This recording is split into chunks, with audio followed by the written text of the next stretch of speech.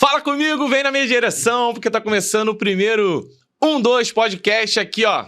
É toqueira, é time com 8 atacantes, é goleiro indo pra área tentando cabecear a bola no último minuto de jogo, um pouco de resenha, um pouco de análise tática, na verdade muito de cada um desses temas, juntando duas visões de futebol bem diferentes. Eu, Gabriel Farias, ao lado do meu parceiro Vini Carrilho.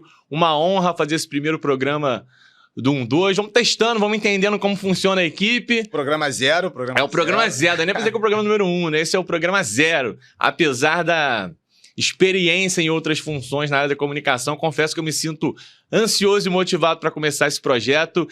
Vamos começar com as apresentações, porque no início quem dá moral é pai, mãe, amigo, é avó, amigo, então geral já conhece, mas os seus amigos não me conhecem, isso, e os meus amigos, alguns não te conhecem também. Se você não conhece Vini Carrilho das noites do Rio de Janeiro, lamento informar, você está indo nos lugares errados. Por favor, Vini Carrilho, se apresente. Fala, rapaziada. Vinícius Carrilho, analista tático de futebol, tamo junto aí nos sambas do Rio de Janeiro, mas o foco aqui não vai ser samba. Mas de vez em quando, por que não? De vez em quando, por que não? Mas o foco aqui vai ser o futebol, muita análise, muita resenha, então vamos pra cima aí. Prazer imenso, ansioso também. Vini trabalha com Carrilho, eu só chamo de Carrilho, né? Mas aqui o oficial vai ser Vini Carrilho? Não, pode ser... Cara, Carrilho é um sobrenome forte, né? Fala Vinícius, nem sei. Não existem muitos Carrilhos espalhados por aí. Carrilho é um cara que trabalha com atletas de altíssimo nível, a gente não... Né, acho que por questões até de proteção ao trabalho dele, a gente não vai aqui sair revelando quais nomes ele trabalha, mas de fato é um cara que está no mais alto nível do futebol, entende muito. Eu sou o Gabriel Farias, sou jornalista, trabalho atualmente na Rádio Transamérica do Rio de Janeiro, produzo conteúdo para as redes sociais também. Quando eu conheci o Carrilho aí nos sambas do Rio de Janeiro... Aí foi num dos sambas do Rio. Exatamente. O que me chamou a atenção, cara, assim, até pra gente tentar dar só uma introduzida rápida, é porque assim, eu enquanto jornalista, minha missão, eu sempre trabalhei a maior parte da minha carreira como comentarista, e a minha missão sempre foi, cara, eu vou falar de futebol de uma maneira simples, né?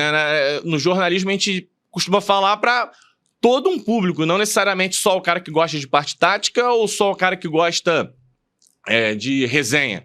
Então você tem que conseguir falar de uma forma que atinja todo mundo, né? De vez em quando eu vou receber um feedback do meu trabalho, tem o moleque de 18 anos e tem senhora de idade de 70 anos também. Então a gente tem que tentar falar de maneira direta e reta. Quando eu conheci o Carrilho, a gente começou a trocar sobre futebol. Acho que eu percebi no Carrilho, assim, cara, o cara tem conteúdo, mas o cara consegue transmitir isso de uma maneira muito clara, de uma maneira muito simples. Acho que por isso que casou bem e o projeto saiu da ideia para a prática. É isso. Não, é muito nessa ideia de tentar entender o jogo, tentar entender o que está acontecendo, mas explicar dentro de cada contexto também, né? Não adianta vir aqui só no futebolês lá, muito específico e não fluir. Enfim, vamos tentar fazer esse meio de campo aí para ficar bonito para todo mundo. Sempre uso o exemplo da entrevista do Tite. As entrevistas do Tite, elas são reconhecidamente chatas. Por quê? O Tite, ele tá ali falando o tatiquês... Ele faz a entrevista para a comissão dele, né? Isso. Ele não faz entrevista pro torcedor. E não é o tatiquês básico, né? Ele fala o avançado, né? Ele tem PhD no tatiquês. Já lembrei agora do Vanderlei Luxemburgo também, né? Quando ele começa lá com o futebolês dele total lá também, que ele já acaba exagerando em alguns pontos. Ele já é uma outra vertente, né? Quando ele não fala que o campo aumentou tantos metros, ele cismou com isso numa outra entrevista. Exato. Aí, na saída de bola. É isso, assim, eu prometi pra mim mesmo, e a gente até conversou sobre isso. Cara, quando a gente falar em alguma coisa mais tática, que vai ser muito do nosso trabalho aqui, a gente vai ter o cuidado de tentar traduzir isso, né? Explicar da melhor forma. Faz parte, não tem mais como voltar atrás, né? O futebol hoje em dia... Não, ele virou dá pra dizer que o futebol é uma ciência? Não, inclusive, muito comentarista agora fazendo curso de análise, muita gente se preparando para tentar, na própria transmissão, explicar um pouco mais alguns detalhes, falar de um termo um pouco mais técnico também, mais tático. Mas é isso, sem fugir de uma maneira que fique claro e prática também para todo mundo, para não ficar muito... Não ficar A gente já tá pra não ficar chato, a gente já tá cornetando o Tite aqui de graça, né? Pra não ficar uma entrevista. Eu gosto do Tite, cara. Eu gosto do Tite. Eu não gosto quando ele dá entrevista. Quando ele dá entrevista é chato.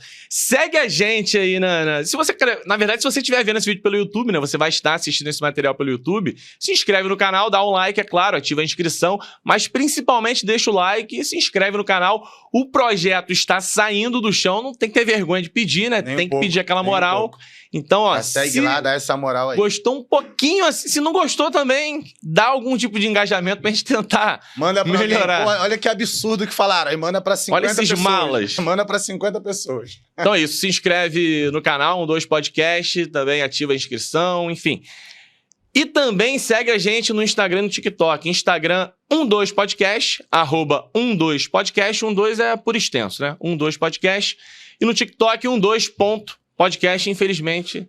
Não estava tudo disponível, a gente vai comprar mas... esse outro aí daqui a pouco. Você tem dinheiro pra isso, cara. Tem. Tenho certeza que você tem dinheiro. Vamos parar de enrolação, então vamos começar o debate aqui. Lembrando que aqui no 12 Podcast a gente vai falar muito sobre futebol do Rio de Janeiro, futebol brasileiro como um todo, mas a nossa praia é o Rio, afinal de contas... assim, sem querer ser arrogante, sem querer ser arrogante e prepotente, temos a sorte de morar não só na cidade do Rio de Janeiro, mas, né, talvez no melhor ponto dessa cidade maravilhosa. Enfim, vamos começar então por quem teve uma temporada mágica. Ó, se você, botafoguense, me disser que lá no início do ano, quando o técnico era o Thiago Nunes, quando o principal reforço da janela era o Jefinho, se você me disser que acreditava que o Botafogo ia ganhar Libertadores e Brasileiro. Meu parceiro, vamos falar a verdade. Ninguém esperava. Eu imaginava, Carrilho, que ia ser aquele ano de transição, aquele ano água de salsicha. O time vai ali, de repente, encaixar, fazer um trabalho legal, mas, pô, vaga em Libertadores? Pode ser. De repente, numa Copa ali, na Copa do Brasil, principalmente, vai avançando. Eu me lembro que na pré-Libertadores, o Botafogo tinha o Bragantino no chaveamento. E na época, o Bragantino não era esse Bragantino que fechou o ano mal. Era um time ainda fortalecido pela boa campanha ainda, do Brasileiro de 2023, Pedro Caixinha em alta. E o Botafogo, acho que contra todas as expectativas, encaixou. E o mais louco disso tudo é que com um treinador chegando no meio da temporada, o Arthur Jorge, fazendo essa transição, né? Thiago Nunes, Fábio Matias, Arthur Jorge, e o Botafogo termina a temporada campeão brasileiro da Libertadores, aquela que foi a melhor temporada da história do clube. Não vamos ficar aqui fazendo rodeio. Ah, mas por que 1950 o Botafogo ganhou um torneio tal? Não, o Botafogo ganhou o torneio tal, mas não querendo apagar a história, mas o futebol ele vai mudando, vai se mexendo, e na formatação atual do futebol brasileiro, com Campeonato Brasileiro, Libertadores, Copa do Brasil, obviamente é a temporada mais importante da história do Botafogo, e eu queria que a gente começasse a debater sobre isso. Foi pra você uma surpresa? Arthur Jorge, 2, 3 temporadas no máximo como treinador profissional em Portugal, um título de Copa em Portugal, e aqui o cara chega e passa o carro com 2 títulos importantes. A gente entra nessa de ser surpresa pra torcida, né? Pra gente que acaba não acompanhando o trabalho do Arthur Jorge. Só que é aquilo, assim, foi depois da excelente escolha do Luiz Castro, que ficou evidente que era uma excelente escolha. Esse multiverso criado aí com a chegada do Thiago Nunes, recolocar ali na rota, ali, né? Voltou pra rota com a escolha do Arthur Jorge. E aquilo, a gente não tá acompanhando o dia a dia do cara lá. A gente não tá no dia a dia do trabalho dele. Mas claramente foi um treinador escolhido com muito cuidado.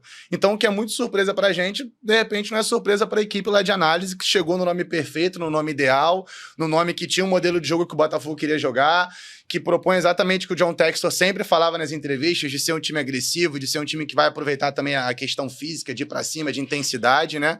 E aí, o que é surpresa pra gente, provavelmente não era surpresa para o John Textor e para a comissão toda lá que o Botafogo preparou para isso. Mas sim, o encaixe muito mais rápido do que a gente imaginava, né? O Botafogo, querendo ou não, depois que teve ali um mês de trabalho do Arthur Jorge, dominou o futebol brasileiro do início ao fim do ano, e tanto que os títulos foram totalmente merecidos e justos, né?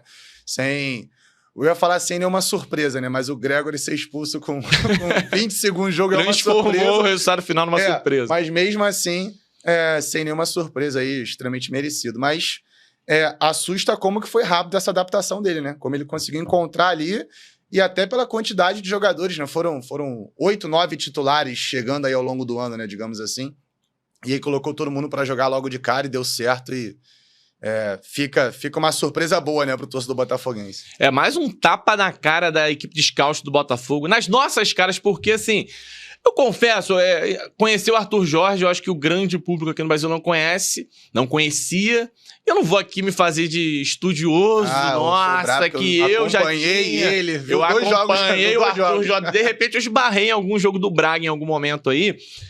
Mas é muito louco isso, porque a gente fala muito da equipe de scout do Botafogo, porque contrata grandes jogadores por um custo até baixo, né? Alguns até de graça. O Igor Jesus veio de graça, entre aspas. Quando eu falo de graça, obviamente, não teve que comprar de outro clube. Claro que tem valor de luva investido, enfim. Aquele meme lá do não era de graça e tá viajando com o clube. Pois é. Disseram, tem o Henrique Dourado almoçando no Palmeiras. Pô, não falaram que era sem custo. Pô, é brincadeira também, cada meme.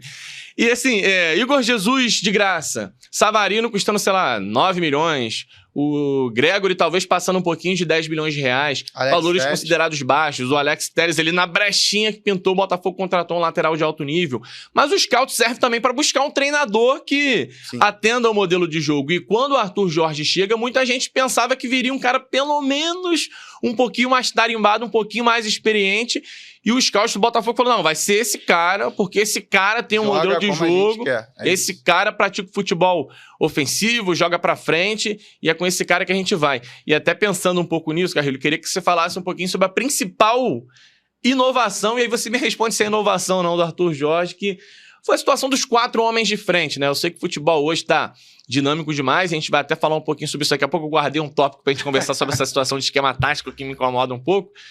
Mas o Arthur Jorge vem com essa situação. Eu quero 4 jogadores de frente. Aqui no Brasil, quase que por regra, as equipes têm que jogar no 4-2-3-1, que é o 4-3-3, né? Desmembrado. Aí começa número pra cá, número pra lá, e na hora que a bola rola, não tem número nenhum em campo, é outra parada. A gente vai entrar nessa discussão também, né? Mas assim, antes, pra gente falar do Arthur Jorge nesse modelo com 4 homens de frente. Porque aqui parece que virou regra, né? É 4-3-3. 2 pontas, centroavante, um meio mais adiantado e os volantes que vão e voltam o tempo inteiro. O Arthur Jorge inovou mesmo ou só porque ele ganhou que a gente vai ficar falando desse sistema dele ofensivo? Cara, esse é um bom questionamento, me pega até um pouco também, de um lado ruim, me incomoda quando vem nessa questão, porque uma coisa é você jogar com 4 atacantes e, enfim, não tô discutindo qualidade técnica nem nada disso, mas os seus 4 atacantes serem jogadores, sei lá, de 36 anos, que não vão aguentar voltar para marcar, que não vão aguentar fazer um corredor lateral ali e voltar o tempo todo, mas, cara, os 4 atacantes você tem o Almada, que jogava completamente solto, ajudava na construção, caía do lado esquerdo, caía pelo meio. Você tinha um Savarino, o Savalizo, né, que em qualquer canto do gramado ele também aparecia, jogava, ajudava a marcar. Você tem o Luiz Henrique com condicionamento físico extremamente invejável, né? Tanto que você vê na final da Libertadores a quantidade de situações que ele voltava até, colava ali junto com o lateral ali para dobrar a marcação. E você tem o Igor Jesus também no auge da idade do condicionamento físico. Então uma coisa é você jogar com 4 atacantes que não vão ter nenhuma mobilidade, outra coisa é você jogar com 4 atacantes com muita mobilidade, 4 atacantes que podem trocar de corredor o tempo todo, 4 atacantes que um deles ali vai baixar para ajudar na construção. E aí entra muito no que você falou do por que jogar com 4 atacantes também. Cara, a gente foge muito disso, de povoar muito ali a última linha, o último terço do gramado, se a bola não estiver chegando no último terço do gramado. Então, se você tem um time que não consegue fazer essa bola chegar lá com qualidade, eu preciso descer mais gente, digamos assim, né? Colocar mais atletas ali em primeira fase de construção, para essa bola circular com um pouco mais de qualidade. O que a gente fala que é a questão da vantagem numérica, né? Você ter mais atletas numa faixa de gramado para poder fazer essa bola rolar e circular melhor. Você ter mais opções de passe, né? E a triangulação sair, e a dinâmica acontecer. Então, se você não tem um time que consegue criar com poucos jogadores, você tem que descer mais jogadores, coloca mais gente nessa primeira fase de construção, tu vai ter poucos jogadores no último terço lá já esperando para decidir a jogada. O Botafogo não. O Botafogo criava com 3, 4 homens no máximo. Então, se a bola já tá saindo da defesa com 3, 4 homens, por que não deixar mais homens ali, né? Mais atletas no último terço, né? Então, você vê sempre o Luiz Henrique recebendo já numa condição muito boa para finalização. Você vê o Igor Jesus recebendo sempre naqueles facões que ele fazia já, né? Nas costas de alguém da zaga. O Savarino e o Almada recebendo já com aquelas possibilidade de dar aquela pifada, já encontrar um dos homens de frente também. Então não tem por que você construir com 6, 7 jogadores se 3 está sendo suficiente para essa bola chegar com qualidade. E é aquela outra discussão, né? Até comentar contigo também. Os jogos que o Botafogo não saía do 0-0 ou aqueles jogos mais amarrados, o Botafogo tinha chance. Produzia de sobra. A bola chegava de qualquer jeito, né? A gente estava discutindo, você estava lembrando lá dos empates, o Botafogo dava 20, 25 chutes na partida, cruzamento, finalização, dinâmica, chute de fora da área. Então não tinha por que não apostar nessas formações, até mesmo quando ele colocou Tiquinho e Igor Jesus juntos também em algumas situações, Júnior Santos por dentro também em outras situações.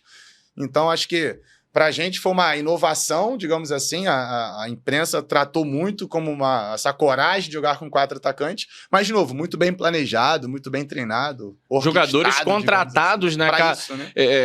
Você pega o Luiz Henrique, você fala muito desse termo, né? O ponta pé na linha, né? O ponta pé na linha e no outro lado, o ponta mais...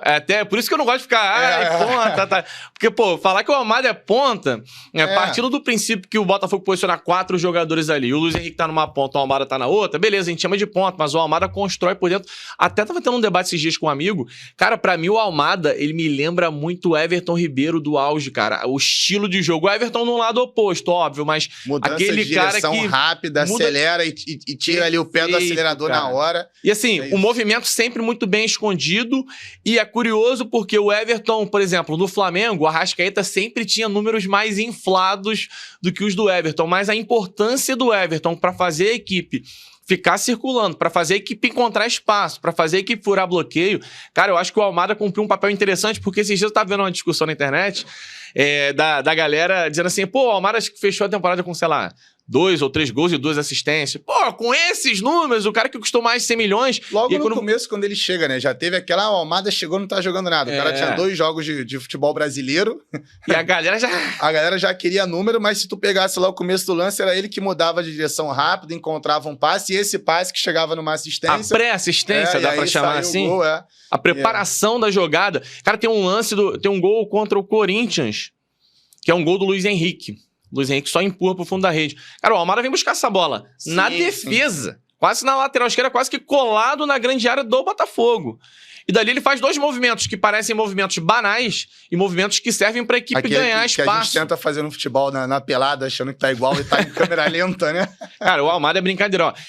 Se for pra jogar 6 meses, custar 100 milhões e apresentar esse nível de futebol, o primeiro gol do Botafogo na final da Libertadores passa por ele sustentando um pouco mais posse de bola e no jogo com 1 a menos, como o Botafogo teve. E pelo que você falou, assim, a questão da mudança de direção, a questão, até que eu comentei agora, de acelerar o jogo e conseguir tirar o pé também ali na hora, no timing certo, ele consegue manter a posse, espera o time se organizar, que foi esse último gol, né? Quantidade de situações que a bola voltava para o Botafogo, ele pegava, organizava, tentava achar o espaço de novo. Ele é muito, muito diferenciado. Tu comentou do Luiz Henrique, até aproveitando também para não passar batida, essa coisa do extremo pé na linha.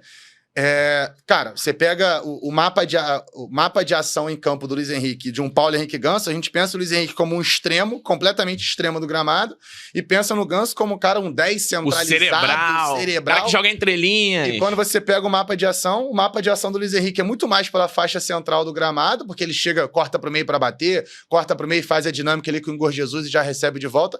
E o mapa do Ganso é totalmente por fora, porque é o cara que tenta jogar por dentro, não consegue, tem que encontrar o Arias ali em corredor lateral, tem que encontrar o Kenny em corredor lateral. Então isso é muito, muito relativo mesmo, essa questão, voltando aí dos 4 atacantes. Na hora, cara, encaixa, dá certo, cada um sabe o que fazer. A quantidade de contra-ataques, a gente estava comentando isso também, né? Contra-ataques, gols em transição, né? Do Botafogo, que todo mundo já sabia qual espaço ia ocupar. Então, na hora que o Marlon Freitas tomava ela aqui, Luiz Henrique corria para cá, Savarino para lá, Almada vinha buscar, Igor Jesus fazia profundidade. Então, foi tudo muito bem planejado, orquestrado aí, bem demais, né? Você falou do Luiz Henrique, quando o Vitinho chega e é o fenômeno do futebol brasileiro. Aí também foi loucura, né? Porque, assim, o futebol brasileiro é maravilhoso, né? Ele tem jogador chegando no seu time quase em outubro, para ser encaixado como titular. Tu monta um elenco para pré-temporada, aí tu toma uma porrada no Carioca, tu monta... contrata mais 2 no meio do ano na janela e no último limite da janela tu ainda arruma mais alguém, né? E aí chega o Vitinho no Botafogo, o que eu mais li, eu gosto de fazer um mapeamento de rede social cada vez que eu vou trabalhar no programa na rádio, pô, o que a torcida tá entendendo sobre isso? Aí eu vou dar um giro pela rede social para entender. E a maioria da galera, o Vitinho está tirando o corredor do Luiz Henrique. Matou o futebol do Luiz Henrique. Matou o futebol do Luiz Henrique. No mesmo mês que o Luiz Henrique vai para a seleção brasileira e acaba com o jogo na seleção brasileira. Isso é uma loucura, porque antes o Botafogo teve o Damian Soares e o Matheus Ponte, que ainda segue no elenco. E os dois, o Matheus traz muito jogo por dentro, aquele lateral que gosta de construir um pouquinho mais por dentro, não necessariamente busca o fundo o tempo inteiro. O Damian Soares, eu acho que até pela idade mais avançada, pela falta de vigor, não conseguia também reproduzir isso. E aí chega o Vitinho que espeta o tempo inteiro. Explica pra gente esse posicionamento e se realmente matou o Vitinho matou. Eu acho que não matou, né? Pelo que a gente viu no final da temporada, não. Evidente que você tem situações diferentes e contextos diferentes. O Vitinho é um lateral que, até pela capacidade física dele, é um cara que aguenta fazer esse bate e volta aí muito mais intenso até do que o Matheus Ponte, que o Damian Soares nem aguentava fazer, obviamente. E é claro que você tem uma mudança, né? Você tem um lateral que, logo na primeira faixa do gramado, já tende a fazer um jogo mais por dentro, você precisa que outro jogador esteja ocupando lá a faixa direita, lá no último terço. Quando você tem um lateral que tem essa capacidade, não é que você obriga o Luiz Henrique a jogar por dentro, mas você dá mais liberdade para o Luiz Henrique a jogar por dentro. E não só pelo jogo do Luiz Henrique, né? Quantos adversários o Luiz Henrique atrai em uma jogada só? Né? O Luiz Henrique dá aquela pisada na bola, olha de frente. Cara, ele tem um cara de frente para ele tem mais um ou dois na cobertura porque sabe que ele vai ganhar. O adversário sabe que ele vai perder pro Luiz Henrique. Então já tem que ter uma cobertura também. Então a ideia, na verdade, é justamente essa. O Luiz Henrique ter mais ações na faixa central do gramado, né, por dentro, digamos assim, para ter espaço para o Vitinho chegar e até a linha de fundo, chegar e bater para o meio. Inclusive, estou tentando lembrar qual foi o jogo agora que tem a assistência do Vitinho, que ele bate pro meio, alguém já chega batendo? Esqueci qual foi. É o do Penharol. Do Penharol, né? Contra o Penharol. Quem chega batendo é o Savarino. Então, é verdade, quem chega batendo é o Savarino. Que esse lance aconteceu 3, 4 vezes. O Vitinho só não foi acionado. Luiz Henrique recebe, corta pro meio, atrás de 2 marcadores, Vitinho corre até a linha de fundo, não recebe a primeira, não recebe a segunda, acho que na terceira ele ainda faz um cruzamento meio equivocado, meio errado ali. Na quarta, cai no pé do Savarino, gol do Botafogo, pronto, classificação. E aí a galera não percebe que já é um gestual muito treinado. Então não foi o Vitinho que tirou o campo do Luiz Henrique, foi o Vitinho que deu a possibilidade do Luiz Henrique ter uma variação, ter um leque a mais de opção, que é trazer essa bola para o meio, ao invés de novo, pisar na linha para trazer por dentro, não, já receber por dentro, já receber atraindo ali 1, 2 jogadores e dar esse corredor pro Vitinho. Até porque se o cara pisa na linha pra tentar uma ação ofensiva, até ele finalizar, na Libertadores, um Uruguai dando machadada pra tudo quanto é lado, fica mais difícil. Trocação aberta o tempo todo, não ia ter Agora, se esse mesmo Luiz Henrique recebe a bola um pouco mais colado na grande área, irmão, pra ele acionar aquele macetinho dele de trazer a bola pra canhota, ameaçar 2 vezes. Vai bater. Gerar, assim, e aí eu nem vou falar em gol, né? De vez em quando o cara chuta e não gera o gol, mas sai um escanteio, no escanteio vem um gol, sai um rebote, sai uma jogada perigosa. Esse é um ponto que a gente precisa se debruçar aí na análise pra não cair nesse lugar comum, né? O Vitinho, e assim... Isso dói, né? Só pra salientar, eu acho que individualmente o Vitinho encontrou muita dificuldade, sim, de entrar na adaptação. Um primeiro ponto que a gente precisa entender, né? O cara joga no Burnley, na Inglaterra, é um nível de pressão. Por mais que seja Premier League, ele jogou Premier League, jogou Championship, que é a segunda divisão, é um nível de pressão totalmente diferente. O cara chega no Botafogo, desespero por título. O torcedor, ele não tava ansioso por título, ele tava desesperado, tava histérico por títulos. Num time que todo mundo tá, praticamente todo mundo, apresentando um futebol de alto nível. Tem um cara que destoou um jogo, já era pressão, Irmão, o nível de exigência vai lá no alto. E o jogador vai sentir um pouco isso. Não quer dizer que o cara seja fraco mentalmente, mas é uma mudança muito rápida, muito brusca. Isso é outra parada. É outra parada que a galera força o discurso. E aí o Vitinho, até ter uma adaptação, e vou além, eu acho que ele ainda está nessa adaptação, e essa adaptação prossegue em 2025. E ainda assim, dentro desse processo de sair de um clube com menos pressão na Inglaterra, onde o cara joga muito mais leve, muito mais solto, sem tanta cobrança, e vem pra esse futebol brasileiro que é uma loucura, é um absurdo, o cara faz uma final de Libertadores, meu parceiro, que assim, fora do comum, tá? O número de combates que ele vence, como ele conseguiu fechar bem o corredor num jogo de Botafogo, a gente sabe, jogou com a menos. É uma atuação gigante. Eu acho que a atuação do Vitinho na final, por mais que aquele modelo de jogo não seja um modelo corriqueiro do Botafogo, né, de se fechar mais, mas acho que já demonstra um pouquinho da qualidade. E eu acho que quem tá olhando com um pouquinho mais de cuidado tá percebendo um jogador inteligente, um lateral inteligente, o Vitinho. E assim, nem a questão só da pressão, né? A questão, de novo, sair de um modelo de jogo do Burnley lá, que era o modelo A, e vem para um Botafogo que é um modelo completamente oposto do que ele jogava, um time que tem que ter a posse de bola, que vai chegar, que vai agredir o tempo todo. Lá ele tinha, na Premier League, ele tinha 2, 3 espetadas no ataque ao longo do jogo, né? Porque o time jogava fechadinho, bloco baixo, e aí tentava sair na boa. Aqui não, aqui é o tempo todo atacando, chegando. Então outras dinâmicas, outro treinador, outro futebol, outro gramado, tudo diferente.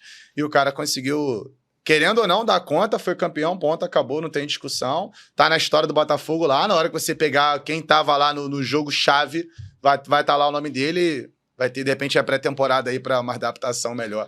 Tem muita carreira pela frente também, Vitinho joga, 26, 27 anos de idade, é um jogador que ainda tem muito para entregar. A gente vai mudar um pouquinho já a curva aqui do programa, mas só 2 nomes aqui que eu preciso salientar nesse time do Botafogo, até pra gente debater um pouquinho funções específicas dentro de campo e até pra gente valorizar essa questão do scout, etc. Primeiro, o Igor Jesus. A gente já falou do Luiz Henrique, falamos do Savarino, falamos do Almada. Cara, o Igor Jesus, ele... Cria do Coritiba. Coritiba acho que tem até um histórico legal na base, tem até uma formação legal, não é uma potência em categoria de base, mas teve uma base interessante. E vai por Emirados Árabes, com todo respeito, eu sei que o futebol está competitivo no mundo inteiro, né? Emirados Árabes não tem o menor nível de competitividade se comparado às principais ligas do mundo. Eu acho que o futebol brasileiro está dentre as principais ligas do mundo. E aí o Igor Jesus chega sem nenhum alarde e chega no momento onde ele tinha que dar resultado. E por que ele tinha que dar resultado? Porque o Tiquinho resolveu que não ia jogar bola em 2024.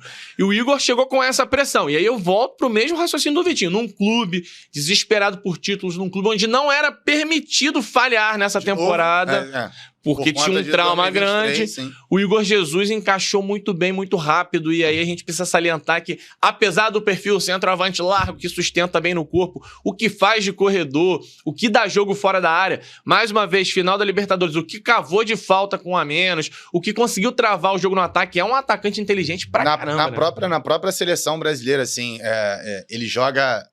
Dorival coloca o Rafinha para jogar um pouco mais por dentro também, mas não como um camisa 10, o Rafinha jogando também pesando ali a última linha, como tá sendo no Barcelona, com já de gols que ele tá fazendo, rompendo linha, tá com um número absurdo nessa temporada. E o Igor Jesus fazendo essa função de conseguir deslocar, de conseguir baixar, de fazer aquele apoio, aquele pivô que a gente fala, para dar espaço para quem vem de trás também. Muitas situações que o Igor Jesus aproximava bem de um lateral, mas de novo, aproximar do lateral só por aproximar, não, para poder arrastar um zagueiro com ele, para dar espaço pro Luiz Henrique chegar na área, pro Júnior Santos também, nessa volta dele de lesão também chegar pisando na área. Então, de novo, cara, um achado, isso foi um achado também. Se vier eu conhecia, beleza. Mas tava assistindo o Emiradão? Tá, com certeza. Que domingão é esse que tu não vê a Premier League pra ver lá o Emiradão 2024. E aí, assim, o achado, de novo, como faz diferença, né? Um scout, uma equipe de análise. Cara, eu bato nessa tecla há muito tempo, assim. Cara, eles têm que fazer scout pro Botafogo, pro Crystal Palace, pro Lyon, pro clube X. É muito clube, é muita gente. Então, olha o mercado que eles conseguem mapear para achar esses nomes pro Botafogo. E é o que tu falou. Centroavante que, se tiver que ir na força, vai na força. Se tiver que ir no jeito, vai no jeito. Se tiver que descer para fazer o apoio, vai fazer o apoio. Se tiver que romper lá na última linha, lá brigando no empurra com o zagueiro, tomando, que nem tu falou, marretada do uruguaio lá, de cotovelada, soco. Ele vai sair no soco lá também.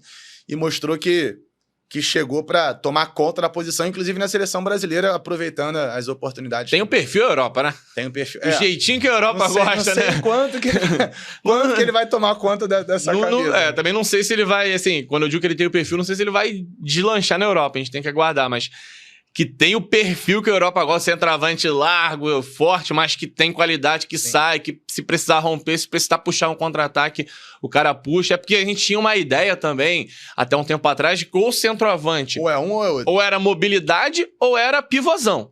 E eu acho que com o tempo isso está mudando. Os jogadores já estão sendo formados para conseguirem entregar o máximo de características. Por exemplo, eu acho que o melhor centroavante do Brasil, que é o Pedro, pelo menos na minha opinião, ele talvez não tenha a característica do rompedor, do cara que puxa o contra-ataque. Mas o que ele dá de jogo fora da área, né, o que ele consegue construir, participar... Aí é surreal, aí também é loucura, né? E, em tese, grandalhão, cara do último toque, a galera entende que é o pivôzão, que é o cara da grande área, é o cara para finalizar as jogadas. E o que o Pedro faz de jogo correr fora da grande área, pega a defesa fechada e vem construir, e vem sair no toque rápido, é uma característica que antes o cara da estatura dele, do corpo dele, não receberia na formação. E isso é claramente um trabalho de formação. Né? E faz parte dessa evolução, digamos assim, do futebol, é a mesma ideia do zagueiro, né? Zagueiro ou era o zagueiro que saía tocando, ou era o zagueiro que ia ganhar na força. E agora, o que tu vai buscar no mercado é o cara que vai ganhar na força, mas que vai conseguir ser construtor, tem que igual construir, a gente fala, tem que ajudar, enfim.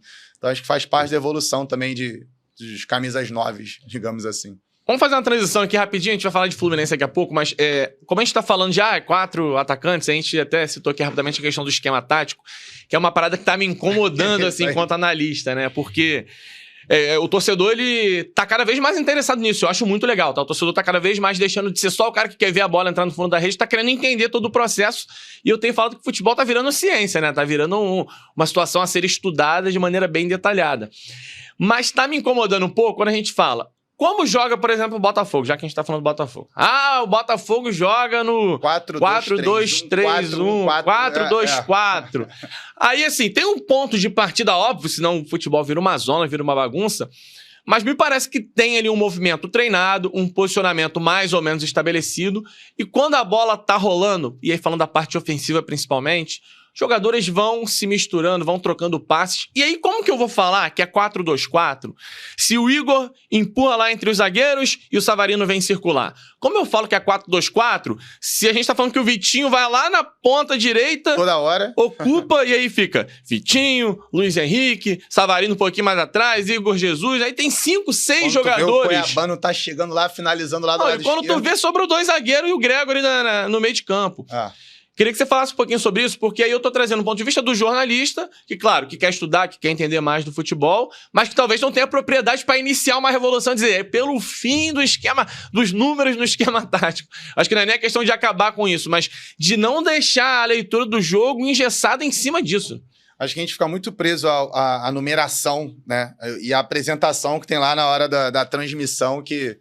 E hoje o Keno vai de ponta direita, porque lá na transmissão o Keno...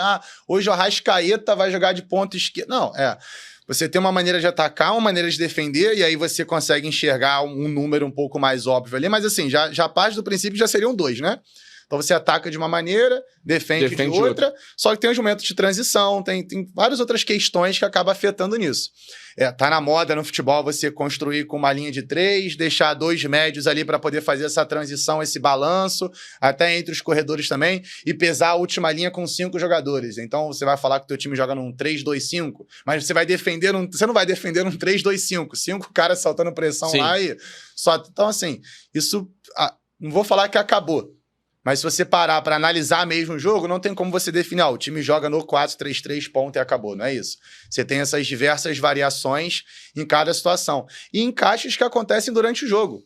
Então, às vezes, você está jogando ali com 4 homens de defesa ali, né? 2 zagueiros e 2 laterais, mas você está tomando pressão, está enfrentando um time que pesa muito essa última linha e você tem que recuar um dos teus volantes para fazer a famosa linha de 5, fechar a casinha. O cara que você queria que saltasse pressão no lateral vai ter que segurar um pouco mais para dobrar uma marcação. Então, essas dinâmicas também mudam muito durante o próprio jogo, que é até um ponto que a gente vai falar do Felipe Luiz, assim, né? Então, você tem treinadores que têm mais facilidade para fazer esses ajustes numéricos, igual a galera né, fica muito presa a esses números, do modelo de jogo em si durante a partida, e obviamente tem treinadores que não, que tentam seguir um visual mais fácil de se identificar. Tu olha, não, claramente é o tal do 4-3-3. Pulando tá ali, ciclando tá aqui. E não muda muito.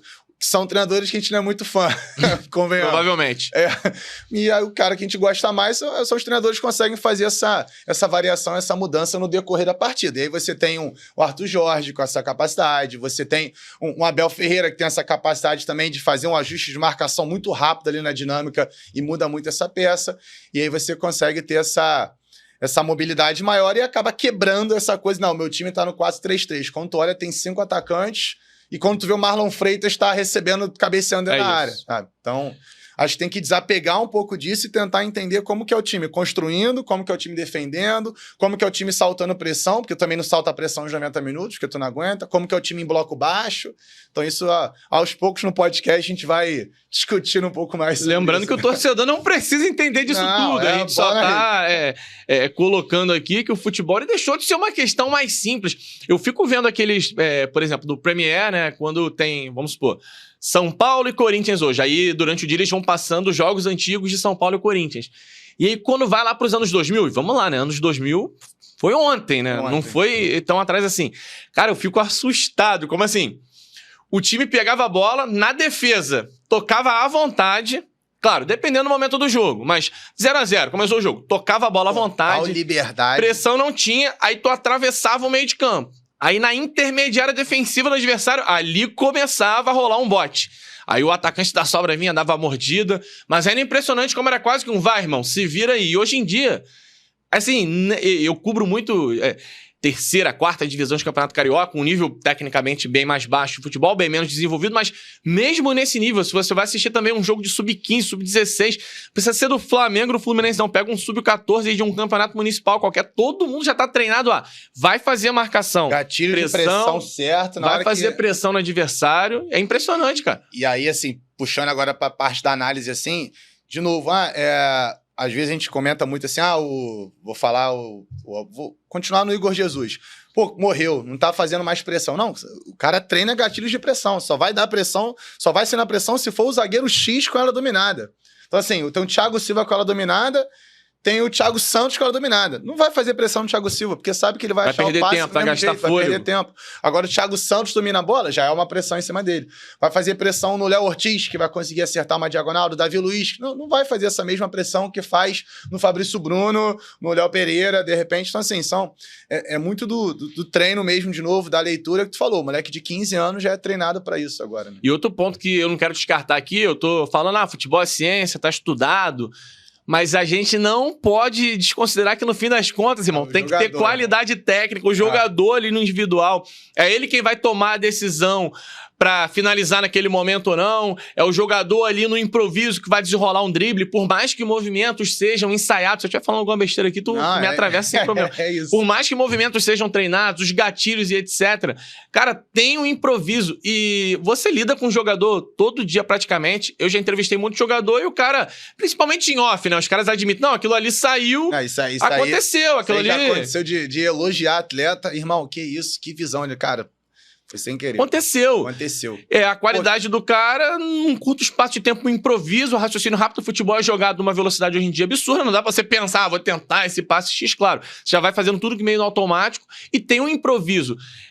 Eu fico feliz porque quando eu fui começar a estudar, fazer curso sobre parte tática, eu falei, cara, agora eu vou ter que entender e tal. E aí você vê profissionais qualificados, uma vez até o Eduardo Barros, eu tava fazendo um conteúdo do Eduardo, que é o auxiliar do Diniz, e ele falava, cara, o cognitivo do atleta é muito importante. Muita coisa. Porque a gente vai treinar até a parte X, mas depois da página 2, o jogador dentro de campo ele vai ter um improviso. E aí, ele, assim, claro que o Eduardo tá ali na escola do Diniz, que tem essa ideia do monta um time de um jeito, mas ali dentro, irmão, é o jogador improvisando. Claro que outros treinadores podem pensar de outra forma, mas nenhum deles vai conseguir mudar o fato de que é o jogador com a bola no pé que no fim das contas vai definir. É o cara que vai ter que acertar o chute, é o cara que vai ter que encaixar um passe para deixar o companheiro na cara do gol. E, assim, eu foco muito nisso pra gente não se perder, porque senão a gente começa, porque aí monta o time roboticamente, certinho no 4-3-3 e não vai perder pra ninguém. E o futebol é totalmente imprevisível. A gente viu uma final de Libertadores com o jogador expulso com um minuto. Tem que lembrar que não dá pra combinar com o adversário, né? Não dá nunca. E o adversário também trabalha, né? Por incrível que pareça. Ele treina, também. A torcida do adversário cobra. A torcida também quer ser campeão. O cara também acredita em Deus, fez a mesma oração que o colega no vestiário. A rua de joelho do mesmo jeito. É isso. E, de novo, é nessas horas que tem essa quebra de esquema tático, que tem essa quebra de planejamento, e você tem que mudar ali a rota no meio do caminho. Já com 15, 20 minutos de jogo, você tem que pensar diferente. E é o que faz diferença, né, dos principais treinadores, né? Cheio de gatilho já pra falar do Flamengo agora. Não sei se tu vai puxar o Flamengo. Pois a gente já vai fazer a transição perfeita. Já falou do Tite. A gente tá falando aqui, treinador que a gente gosta e treinador que a gente não gosta. Eu tenho certeza que a torcida do Flamengo detesta o Tite e o Felipe Luiz é o queridinho no momento. É Deus. Assim, a gente vamos desenhar aqui o tema Flamengo, mas não sei se o Tite é tão ruim assim e não sei se o Felipe Luiz já é esse Deus todo. E aqui tá falando um cara que é fã do Felipe Luiz. O cara que eu gostei de ver jogar.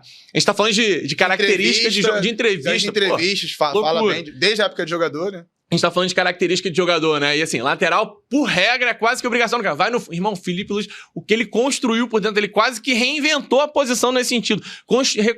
Construindo o jogo por dentro o tempo inteiro. Pegou uma geração na seleção. Pouco tempo de Europa, pouco tempo em alto nível. Maluco, né? Respeitado por pouca gente, né?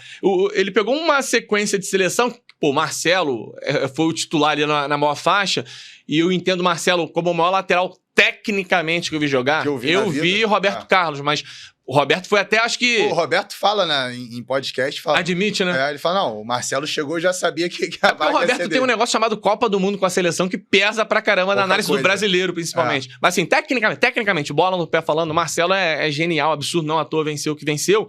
Mas o Felipe, na mesma geração, um outro modelo totalmente diferente lateral, né, cara? Sempre aquele cortezinho pra dentro e sempre um passe na diagonal, sempre uma tabela, um corredor liberado pro ponto atacar. É impressionante como... É só um parênteses antes de falar do Felipe treinador, porque enquanto jogador, eu acho que ele não deixou de revolucionar a posição. Que já bate um pouco nessa tecla que a gente falou também do cognitivo, né? O cara que sabia o momento certo, o cara que sabia o timing certo para essa construção, até que faixa do gramado ele poderia chegar ali para de fato dar espaço, enfim. É um cara que já mostrava que entendia do jogo, né? Vamos lá, então. Transição, Tite, Felipe Luiz, a gente... O Flamengo do Felipe Luiz, no meu entendimento, foi um Flamengo que conseguiu equilibrar um pouco mais. Foi um Flamengo que conseguiu ser um pouquinho mais constante. Talvez não tenha vivido um pico absurdo de futebol, uma ou outra atuação mais espetacular, mas também nunca desceu tanto nível, apesar de a gente entender que é um momento ali final de temporada, onde depois da Copa do Brasil você perde um pouquinho o ritmo. Enquanto que com o Tite, o Flamengo tinha assim... O Tite era capaz de montar a equipe que dava passeio no Palmeiras, que amassava o Palmeiras na Copa do Brasil, 2-0 que poderia ter sido 5, 6, 7, 8. Uma semana depois o Flamengo parece o Oeste de Itápolis tomando calor o tempo inteiro. Com todo o respeito que merece o Oeste. Não sei se também se merece. Enfim, merece respeito. Com todo o respeito que merece o Oeste. A bola o tempo inteiro na defesa e o Flamengo passando, de repente... Sufocado o jogo todo. Porque aquele impedimento de meio centímetro do Flaco Lopes impediu um gol do Palmeiras.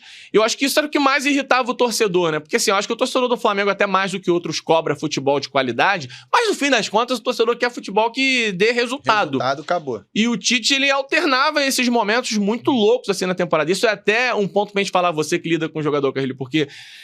Cara... Como explicar isso? E eu confesso que, assim, na minha parte, no meu trabalho diário, todo dia fazer um programa diário, o cara, por que tá acontecendo? E o cara quer uma resposta, irmão, e você nem sempre tem. É até um problema, que depois que tu aprende a usar a palavra contexto e dinâmico, tu usa isso pra tudo. Futebol é dinâmico, futebol muda. Cara, no início do ano, claro, tem Campeonato Carioca, o nível de cobrança, de exigência era muito mais baixo, começo da Libertadores ali também. Mas você via todos os comentaristas e analistas, produtores de conteúdo fazendo vídeo sobre o Tite. E eu sou um deles. Eu fiz vídeo sobre o Tite. Como que o time pressionava, como que o time recuperava a bola rápido. Como que era o desarmar armando. Não? Então já roubava a bola, já conectando já o time para a transição, para o contra-ataque, enfim. E isso acabou. Isso morreu. Então o Flamengo vinha assim com uma defesa. Todo mundo já sabia que o Tite ia montar um sistema defensivo pelo menos muito ok, digamos assim. Ele monta, ele chega, e aí lá na frente, jogador como o Pedro, que tem qualidade, uma hora vai que acontece. Uma hora não vai ter como. Se o Pedro receber ali 3, 4 bolas no jogo... Nos piores dias, o Flamengo ainda é um bom time. Então isso resolvia. Só que chegou uma hora, cara, que machucou um aqui, machucou outro ali, só o time organizado ali defensivamente não tava dando conta. E aí entra no que a gente bateu nessa tecla aí, que a gente elogiou já, falou do Arthur Jorge e do Felipe Luiz. Na hora que teve que ter um ajuste diferente... Tá faltando peça? Tá faltando peça demais. A quantidade de jogos do Flamengo... Mas ainda tinha peça, né? Assim, muitas lesões absurdas. O Flamengo entrou em clássico sem 6 titulares. Período de Copa América, né? O Flamengo jogando com 9, 10 desfalques por várias rodadas seguidas. Só que com o que tinha, tava fazendo o que era muito óbvio pro adversário. Então você enfrentava o Flamengo, tu já sabia o que ia acontecer. E aí é aquilo, né? Na hora de combinar com outro time, era ainda mais difícil tu combinar com outro time se você vai fazer o óbvio, o evidente. E aí eu acho que isso que pegou muito pro Tite e pro torcedor, porque o torcedor do Flamengo, de novo. Tem um cara que eu sou muito fã, que é o Gabi Simões, que cobre o Flamengo lá, faz as lives sobre o Flamengo, que ele condena a Copa do Brasil. Cara, eu odeio Copa do Brasil, porque o Flamengo vai poupar no Brasileiro, vai perder a chance para chegar até a Copa do Brasil, que a gente não sabe se vai ganhar a Copa do Brasil, porque pode acontecer de tudo no mata-mata. Esse ano deu bom, mas... Esse ano acabou dando bom. E ele comenta muito isso, assim, focou a Copa do Brasil, e pro torcedor do Flamengo, a Copa do Brasil já é igual ao Campeonato Carioca, cara. O maluco ganhou a Copa do Brasil, pô, valeu, obrigado, mas eu quero Brasileiro, mas eu quero Libertadores. E o torcedor ficou com isso, assim, não adiantava o Tite avançar na Copa do Brasil. O Flamengo tinha que estar em primeiro no Brasileiro, tinha que estar bem na Libertadores. Não estava nem perto da primeira posição no Brasileiro durante boa parte do campeonato. exagerei aqui também, tava perto, mas assim... O primeiro turno, acho que até liderou aquele período de Copa América, mesmo recheado de desfalques. Foi arranjando umas vitórias espíritas. Acho que o primeiro turno dá pra dizer que o Flamengo disputa o título. Verdade. O segundo turno foi com Deus, né? E na Libertadores também fazendo as atuações que não convencia ninguém. Inclusive, não foi fácil a classificação na própria fase de grupos. E aí acho que isso pesou. A Copa do Brasil pro torcedor do Flamengo já não é obviamente não é o suficiente, não é nem o mínimo para validar trabalho. Não enche a questão barriga. é essa, validar trabalho. Porque é aquilo. Se o time sai daquele...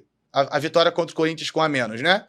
Se o Tite monta aquele sistema defensivo e consegue segurar aquele resultado, pô, deu muita sorte. Só passou porque o Corinthians não conseguiu finalizar, porque a torcida já não tinha mais paciência com o que estava acontecendo. Pro Felipe Luiz, não. Olha, montou um sistema muito ok, deu a bola pro Corinthians, encaixou aqui, fez o jogo certo, o cara é o Simeone, e aí é outra interpretação que a torcida tem, e isso impacta dentro de campo também, né, pros jogadores. Assim, a gente vai falar muito de Felipe Luiz só sobre o Tite. Já apanhei muito essa temporada, porque assim, não é... A galera assume muito a questão do defender, tu defende. Não é questão de defender, é questão de olhar a carreira do cara como um todo. Não é porque o cara não deu certo no seu time que ele virou um merda, com a desculpa da palavra. É isso. Acho que aqui a gente pode se soltar falar uns palavrões de leve, né? Não é porque o cara não deu certo no seu time que ele não vale nada. E o torcedor tende a falar muito isso. Ele não deu certo no Flamengo, eu não tenho nenhuma pretensão de convencer o torcedor do Flamengo de que ganhar um Campeonato Carioca com o Tite valeu muito. Campeonato Carioca tu ganha num dia, esquece no outro, não enche a barriga de ninguém. Imagina do torcedor do Flamengo, que se acostumou com as grandes conquistas. Tem nem premiação, absurdo. Só que assim... O Tite é o treinador, um dos mais vitoriosos no período recente do futebol brasileiro, falando de brasileiros, falando de treinadores nacionais, né? Não tô aqui considerando Jorge Jesus, Abel Ferreira. O cara comandou a seleção só aqui no Brasil, que ganhar a Copa do Mundo é a coisa que o torcedor entende como a mais fácil do mundo, porque o que eu mais ouço é ele não ganhou em 2 chances, como se fosse fácil, né? O Brasil jogou 200 Copas do Mundo, ganhou 5, e o torcedor acha que é normal ganhar, né? O normal é não ganhar, né? A Copa do Mundo. Mas enfim, onde eu quero chegar? O Tite é um excelente treinador, pelo menos do meu ponto de vista. Não vejo como um cara ultrapassado, porque basta uma temporada ruim do treinador idoso. O Tite é um idoso, né? Já é um cara da terceira idade. Pra galera dizer que tá ultrapassado, aí tá no mesmo, ele já tá no mesmo pacote do Renato Gaúcho, do Vanderlei Luxemburgo. Eu quero esse corte só do idoso, pra mudar de contexto. O cara tá na terceira idade. Isso é etarismo, né? Preconceito contra idoso. E aí a galera já pega no pé. Onde eu quero chegar. Não foi bom. O flamenguista tem todo o direito de lembrar de 2024, do período Tite, e dizer assim, nossa, foi horrível, eu não gostava. E realmente, não é perfil Flamengo, o perfil Tite. Aí, irmão, tu cobra do Rodolfo Landim, do Marcos Braz, da galera que comandava o futebol, e que ainda bem que já foi embora também, que tava na hora. Cobra dessa galera que achou que era uma boa contratar o Tite pra comandar o Flamengo. E quantos nomes a gente condenou completamente pós-Jorge Jesus? Completamente. Porque o fantasma do velho tá vagando pelo Flamengo. Será que nenhum desses treinadores vai dar certo em outro time, sabe? Tipo, nenhum vai ter uma campanha maneira no outro time, vai conquistar o objetivo lá da torcida. Pô, não é possível. Mas é isso, o fantasma tá rondando ali. E até ter alguém que faça jogar igual o Flamengo 2019, isso vai ficar acontecendo. É isso, não tem nenhum grande fã do Tite aqui, tá? A gente só precisa contextualizar. Não é o estilo que eu gosto, mas... Pô, não é o que tu gosta, mas defendeu ele por 3 minutos. Mas defendi ele um pouquinho. Cara, fazer justiça, né? Ninguém chega onde ele chegou. Também, assim, à toa. E aí tem a transição. Sai Tite, entra Felipe Luiz, mais um fenômeno do futebol brasileiro, onde um técnico assume a equipe, sei lá, em setembro, que ele deve ter assumido. E já é o melhor treinador da história. E até aí, assim, eu tendo a cair nesse hype, porque, como eu falei, eu adoro o Felipe Luiz, então fico com receio de vez em quando estar me entregando muito a qualquer situação normal que ele faça. Esse é até um debate que eu tô levantando aqui, até pra me trazer pra realidade, porque quando eu vejo o Flamengo com 1 a menos, dar um nó no Corinthians e sobreviver tranquilo àquele jogo e conseguir uma vaga, aí eu me empolgo, irmão. Aí eu sou Felipe Luiz, aí eu já sou Felipe Luiz na seleção. Que ele mostrou, não só nesse jogo, nem em outros jogos, né? A capacidade que ele tem de fazer as adaptações ali conforme o adversário pede, digamos assim, isso sem dúvida já é um ponto muito forte. A própria confiança de comprar a ideia do trabalho dele que os outros atletas têm, né? Então, você sentia, assim, que já os jogadores do Flamengo, na época do Tite, ali na gestão do Tite, já não tinha aquela identificação com o que estava acontecendo em campo para dar um carrinho a mais, para dar uma corrida a mais, para tentar aquela dinâmica de novo. E o Felipe Luiz conseguiu encontrar o ideal, né?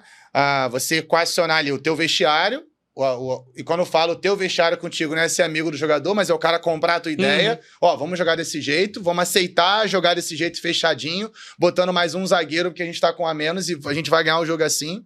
O cara comprar a ideia, com ter essa adaptação do modelo, do sistema, do jogo, como a gente vai jogar, como a gente vai defender, vamos abrir mão de ter a bola nesse momento.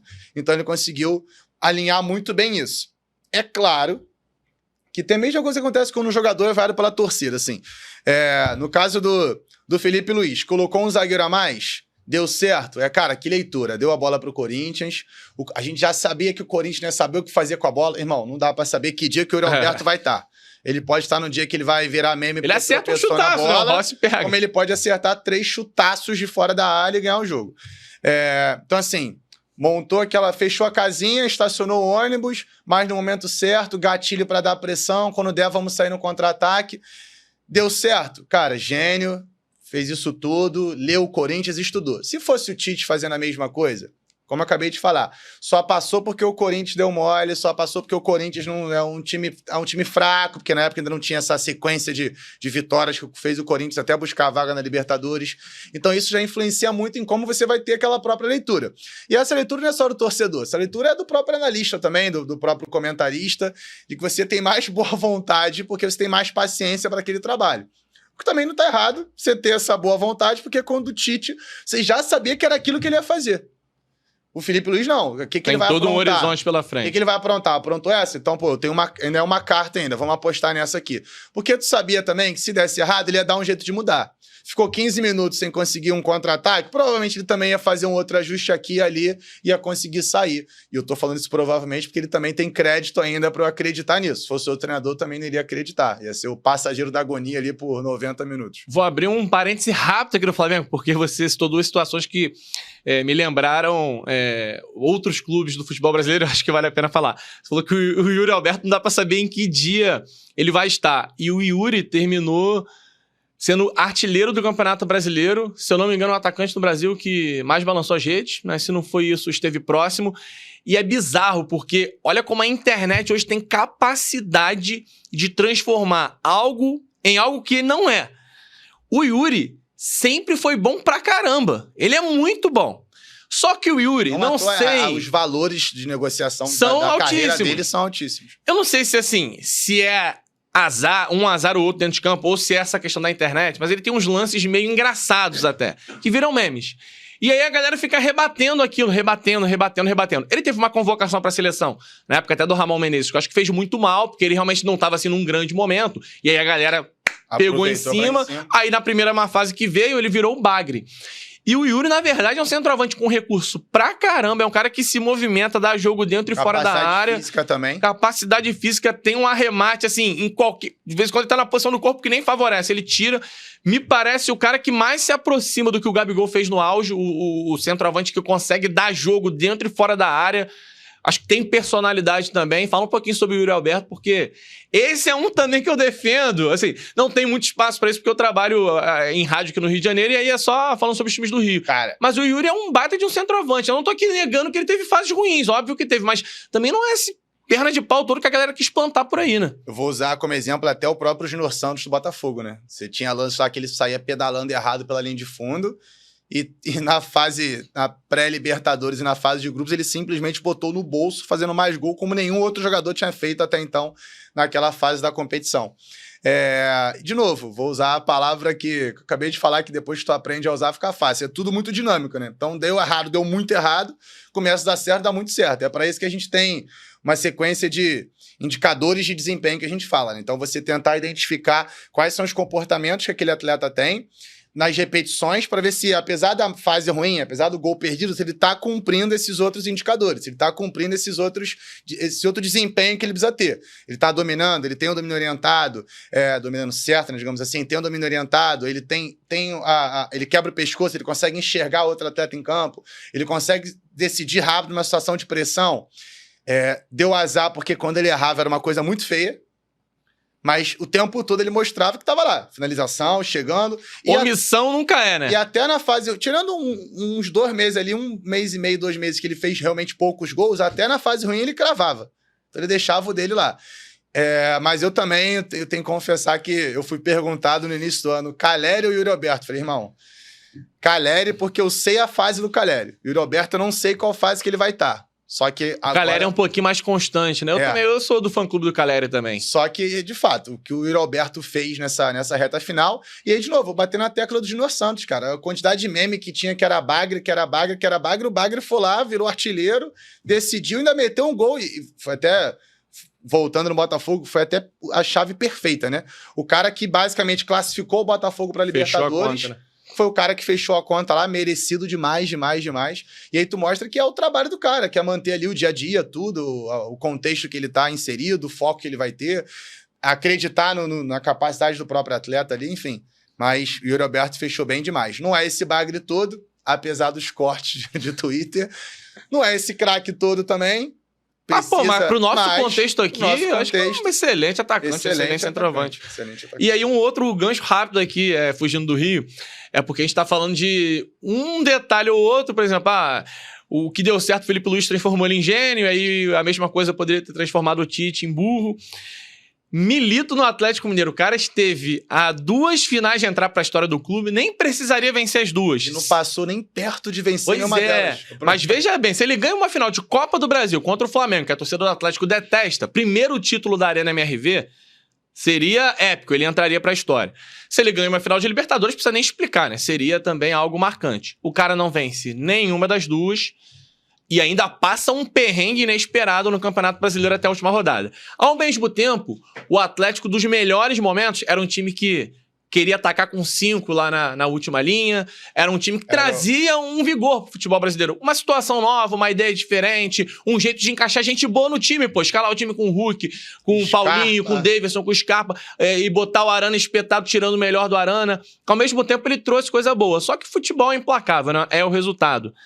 Milito, sua opinião sobre esse cara que poderia ter sido Deus e foi escorraçado antes da última rodada do Brasileiro. Cara, eu acho que, assim, ele... Contextos diferentes e histórias diferentes. Mas ele foi para o mesmo caminho agora que o Fernando Diniz acabou indo, antes da conquista lá da Libertadores pelo Fluminense. Que ele ficou muito marcado pelaquela característica. Então, o Milito, assim, ele ficou marcado porque o time não conseguia produzir mais, todo mundo sabia como o Galo ia jogar, porque são modelos de jogo claramente diferentes.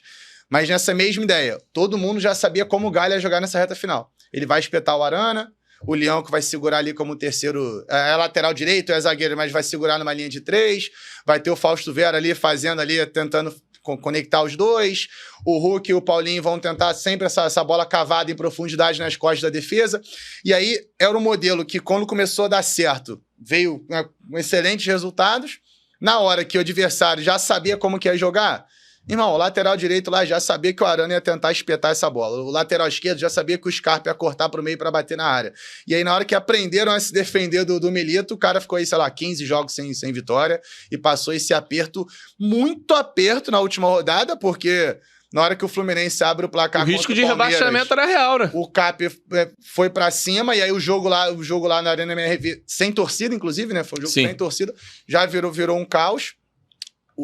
O próprio pênalti, né? Perde o pênalti no rebote, o Rubens. Né? O Rubens acerta ali.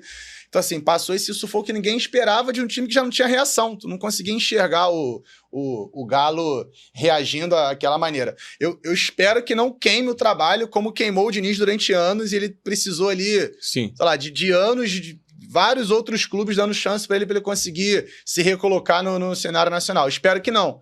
Acho que ele trouxe uma dinâmica muito boa para o futebol brasileiro, uma tendência que ela de fora que poucos treinadores estavam implementando e agora muita gente está implementando.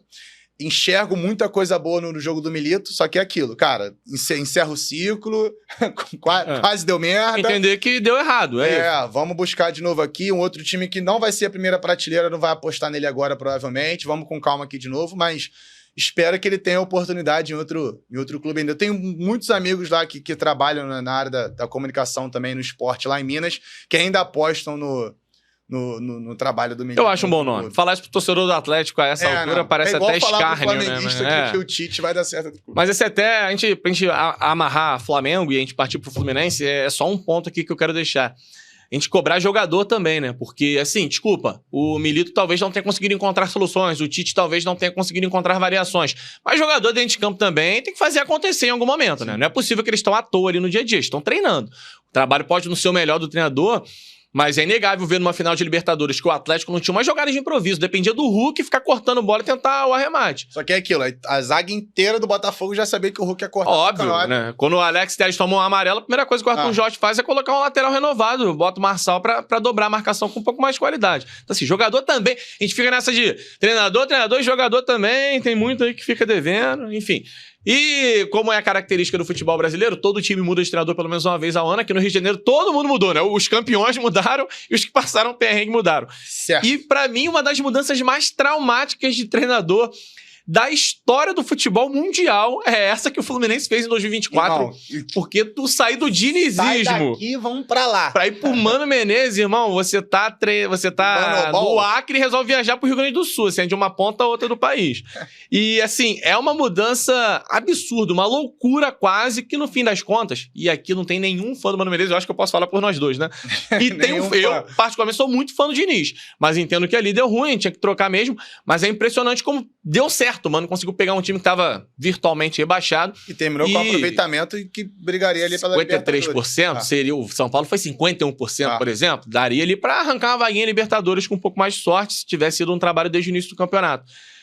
E, cara, como pro jogador, cara, assim, você lida com o jogador.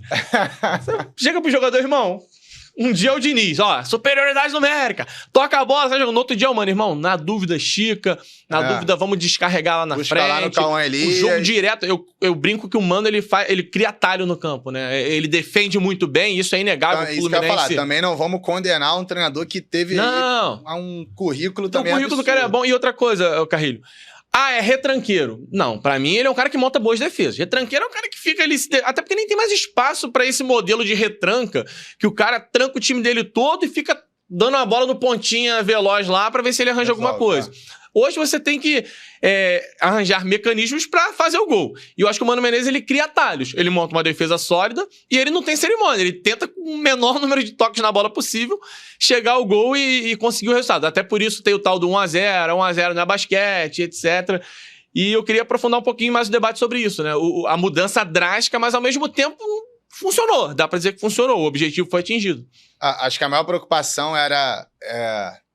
ter essa distância tão grande, que é do trabalho de um para um trabalho do outro. De novo, não necessariamente que ia dar certo um ou outro, até porque o trabalho do Diniz já estava ali, não tinha mais como, né? O time era lanterna do campeonato, tinha 6 pontos, então você precisava realmente ter essa mudança de ares aí. Mas de fato, é como se estivesse explicando matemática para um moleque ali durante 5 horas e entregasse uma prova de português na mão dele. Vai lá, faz agora. São duas coisas completamente vai travar. Diferentes. Pelo menos no primeiro momento vai travar. E eu tive a oportunidade de trabalhar com um atleta justamente nessa transição. E um atleta que procurou a empresa, procurou lá a Performa, no caso, justamente para entender esse modelo de jogo. Porque você estaria 2, 3 anos trabalhando com um modelo, com uma gestão, com um dia a dia, com um comando que você tem, né, de treino em si, então um gestual de ação que você precisa fazer em várias dinâmicas, e do dia para a noite você tem um gestual completamente diferente.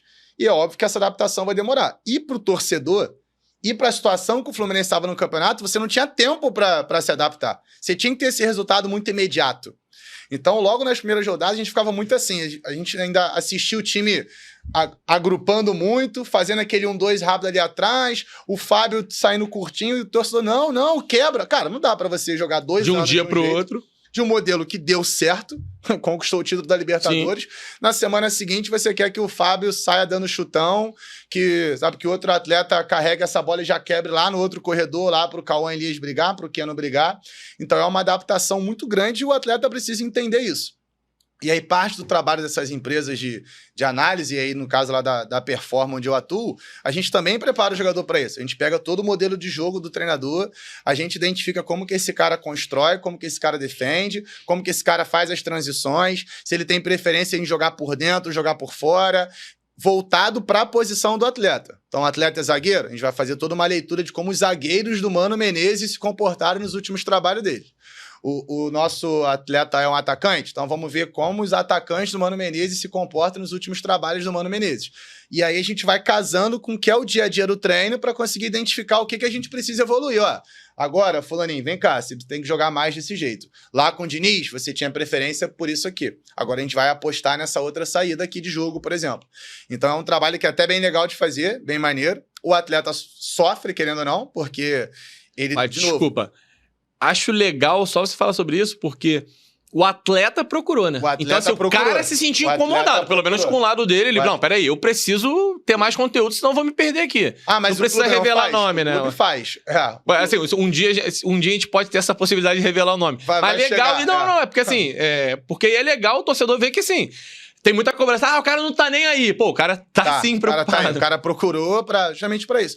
E, de novo, o clube faz isso? Claro que faz isso. Só que numa empresa dessa é muito específica em cima do atleta, de cada gestual. O treinador não vai conseguir atender 30 jogadores um por um todo dia. Vídeo pra ele o tempo todo, discutindo com ele o tempo todo. Até porque o treinador tem que gerir um elenco ali com 30, 32 nomes, né? Geralmente em média.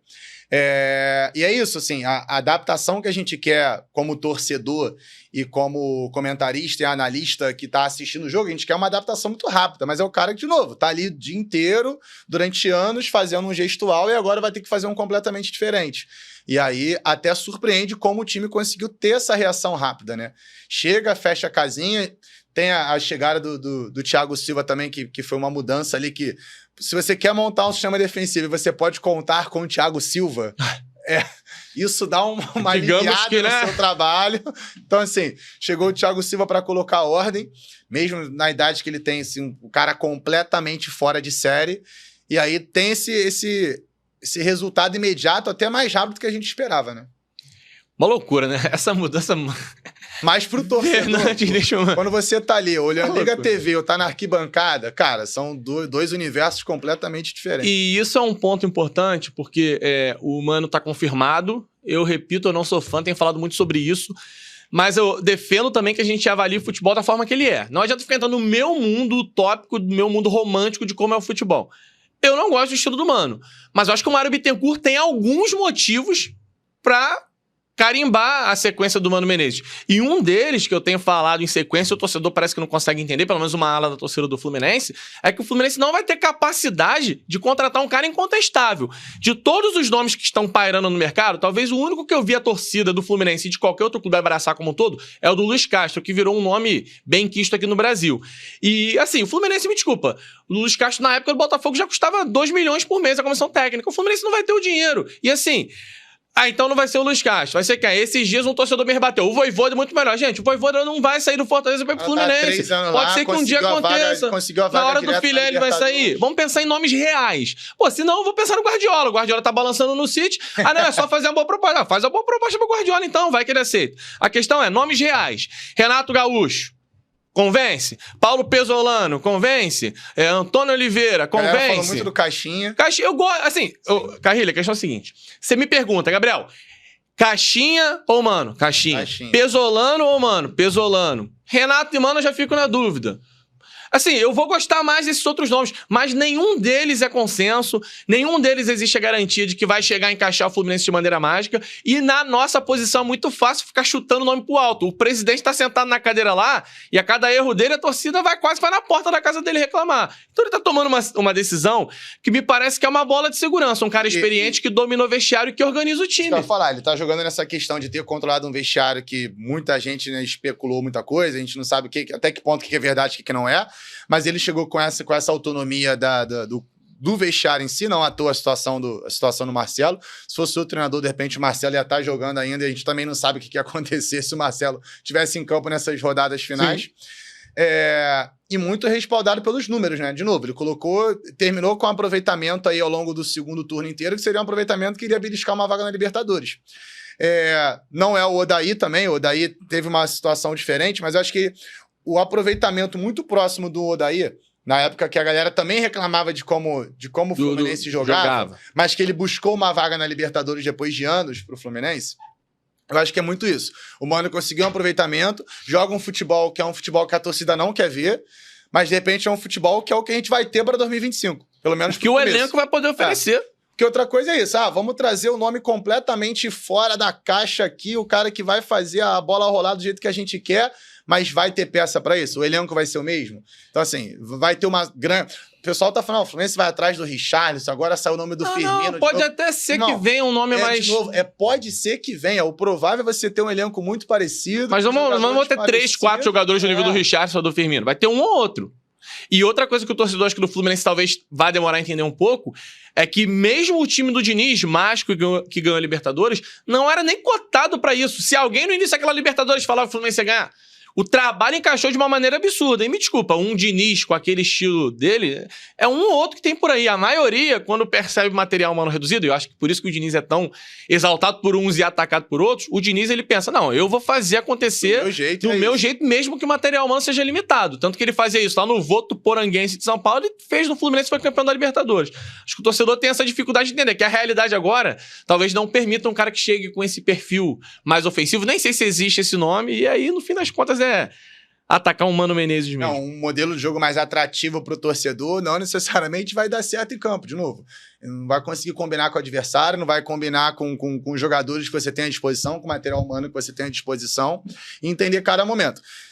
De novo, gosto do trabalho do Mano Menezes? Não gosto do trabalho do Mano Menezes. Um bom corte aí também. Mas é o trabalho que vai ter que ter agora? É o trabalho que vai ter que ter agora. Enfim, foi a saída que o Mário... E você descarta o Fluminense uma disputa por título completamente só por conta do Mano Menezes? Porque, assim, o Mano tem um trabalho recente, se não me engano, de 2, 3 anos atrás, em que ele foi segundo colocado com o Inter no Brasileiro. Sim. O Inter não era nenhuma seleção, talvez fosse um pouquinho melhor que o Fluminense, não sei, consigo comparar. Provavelmente vai ser a realidade do ano que vem, beliscar a Sul-Americana, a Copa não dá pra ir avançando. Pô, o Vasco foi semifinalista da Copa do Brasil. E não passar sufoco no Campeonato Brasileiro. Acho que o pensamento, de repente, mas tem o Super Mundial. Tá, mas a gente vai trazer...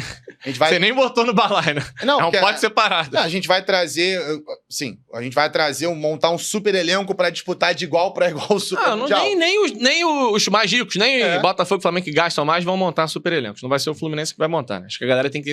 Acho que no Super Mundial o legal é ir, ganhar aquela participação gorda, aquela bolada gorda que você vai receber. Beliscar um bom resultado com o europeu uma vez ali. Avança pro mata-mata, já vai ser legal pra caramba. Acho que bota um moleque da base pra rabiscar lá e ser vendido por 150 milhões.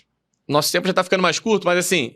O Fluminense, ele participou de um momento, eu critico muito, eu acho que jogadores demoraram a entender o cenário, jogadores foram até meio mimados em determinado momento, se escoraram um pouquinho em taça de Libertadores, e eu entendo, é uma conquista da história do clube, isso traz realmente uma sensação de que estamos na história, mas ao mesmo tempo acho que isso fez o Fluminense se perder muito a ponto de flertar de maneira bem intensa com o rebaixamento. Mas existe liderança nesse clube. E uma liderança que faz questão de se mostrar liderança, que é o Mário Bittencourt. Ele é um cara que eu entendo como um cara vaidoso, mas eu acho que tem um lado bom nisso. Porque ele mete a cara o tempo inteiro. E quando ele confirma o Mano Menezes, ele dá uma entrevista coletiva bem extensa, assumindo erros, assumindo que é preciso mudar perfil de contratação. Teve outra coletiva também ontem, que ele também, enfim, deixa bem claro que... muita gente falou nas redes sociais, mas ele não assumiu que errou. Não, ele assumiu que errou ele assume. Na transmissão. Na hora que você...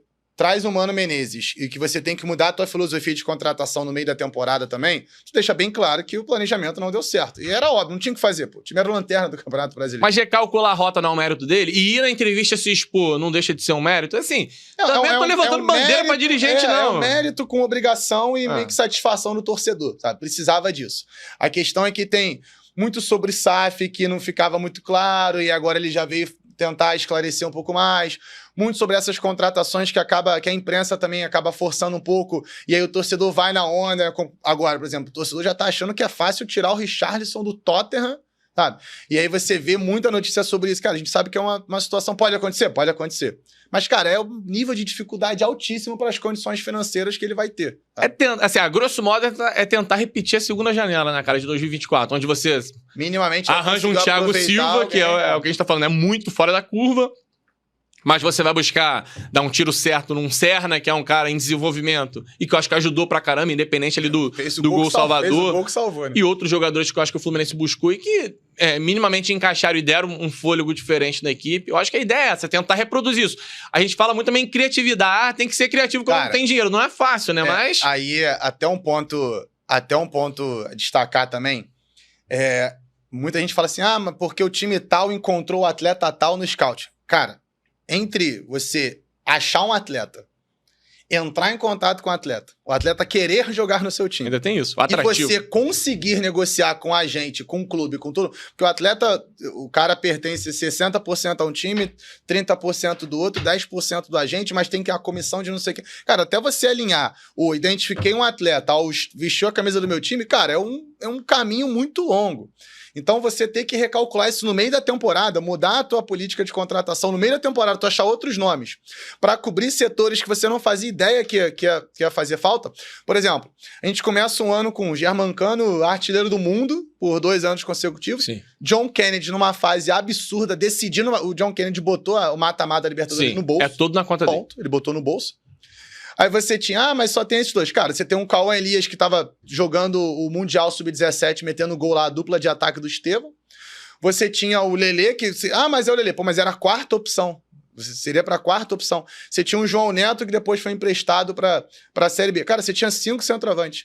Aí no meio do ano, o Fluminense não tem centroavante. Cara, qual comissão técnica achava que ia ter que buscar um centroavante se você tem o artilheiro do Brasil, o moleque que decidiu a Libertadores, uma promessa do Sub-17, uma 4ª opção e outro moleque metendo gol no Sub-20. Então, assim, no meio do ano, tu não tinha centroavante pra jogar. Tu tinha uma fase, o outro machucado, o Lelê se machucou no começo do ano. Então, você tem que recalcular teu scout ali, tua negociação, teu objetivo no mercado é muito complicado mesmo. Foi bom você falar do nome do John Kennedy, porque o John Kennedy é o maior exemplo de como o futebol te valoriza e te joga lá em cima e tu pode sair daqui pra cá num espaço rápido. Curto. Assim, o John Kennedy, você falou do mata-mata Libertadores, irmão, ele bota o mata-mata inteiro no bolso. É um absurdo. Olímpia contra a Inter. E o gol da final, assim, é inacreditável. É loucura, assim. É loucura o mata-mata dele, assim. Analisando o mata-mata como um todo, é uma das paradas mais absurdas que eu vi em termos de Libertadores da América. Um jogador crescer tanto no momento tão intenso da competição. E aí o cara termina 2024, um ano depois, com o Fluminense tendo que implorar praticamente pra alguém levar. Pra fazer esse empréstimo com a possibilidade de negociar pra ver se o Fluminense não fica no zero. Porque se ao terminar aquela Libertadores, o Fluminense pega uma proposta e vem de arranjar um dinheiraço. E de um ano para outro, e aí me desculpa, eu gosto muito de avaliar contexto social, sim, a gente já falou várias vezes sobre isso, que o John Kennedy vem de uma realidade complicada e etc, mas já deu tempo do John Kennedy engrenar um pouco mais, maturar nesse sentido, e parece que não foi, né? Não foi, e aí volta, estaca 0, digamos assim, mas aí de novo, pode ser emprestado, pode jogar bola de novo, pode, enfim, ter o bom momento dele de novo, que de novo, assim, o momento que ele teve no mata-mata da Libertadores foi assustador. Os gols que ele faz, assim, a postura que ele tem pra jogar, cara, foi fora da realidade mesmo. E, enfim, até pelo jogador, pela pessoa, tomara que reencontre um bom momento. Não, gosto muito, tá maluco, jogadoraço. Era nível de seleção, sem exagero.